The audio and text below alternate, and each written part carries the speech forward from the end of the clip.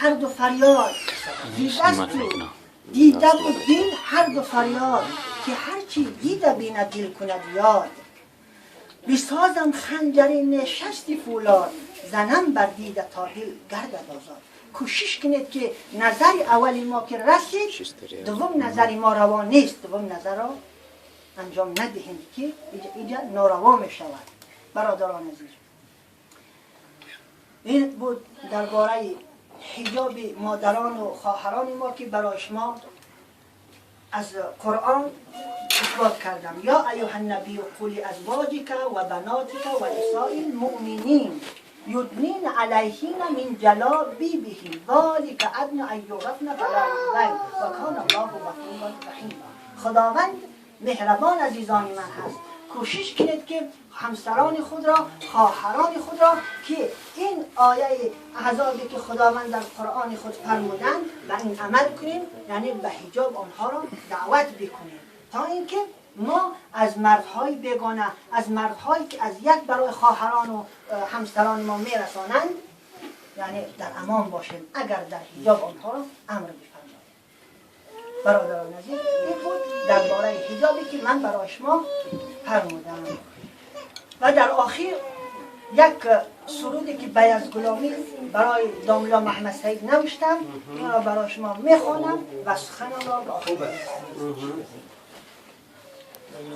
ای یاشو پیری تاجیکان محمد سعید بد امام ای یاشو پیری تاجیکان محمد سعید بد امام الله لفم ای الله شعار و ویم اسلام لا اله الا الله محمد رسول الله امام که شاد ندنیه ناموس ورید مسلمانان بچکین مد پریشان ماخی کتاب و قرآن لا اله الا الله محمد رسول الله ای دیدنان و پاس و وا محمد سعید ود پیشوا غچکیش گرمد با حجاب ماخی حیات و قرآن لا اله الا الله محمد رسول الله مذهب کیت امروزدان بنمی ذاتی نومان شکر دلفم ای خدای حجب دریا ماخی نومان لا اله الا الله محمد رسول الله خدای که لفت ماخرم انخی کتابی حکیم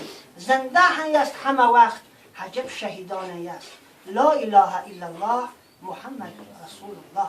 خداوند همه ما را برادران عزیز به اهدنا الصراط المستقیم هدایت بفرماید و آخر دعوانا ان الحمد لله رب العالمین.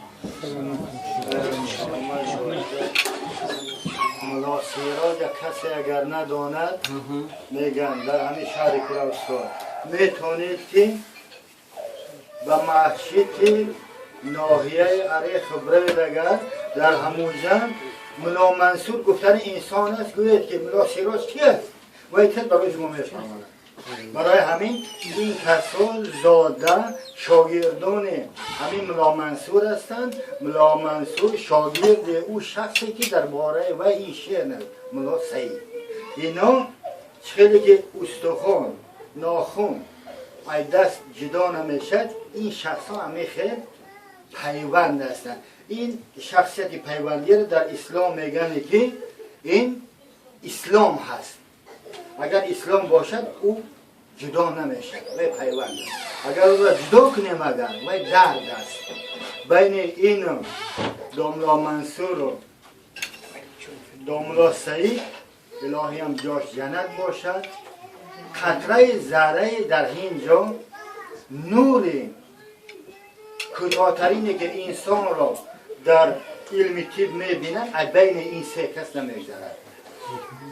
مناصرات همه وقت باشه سلامت باشد در جایی که همه شخصیت ها گرد اطراف تمام جوانان باشند شما همه وقت سردفتر و تربیتگری همه شخص باشد همه وقت سلامت باشد. رحمتی کنم خوش آمد میمانم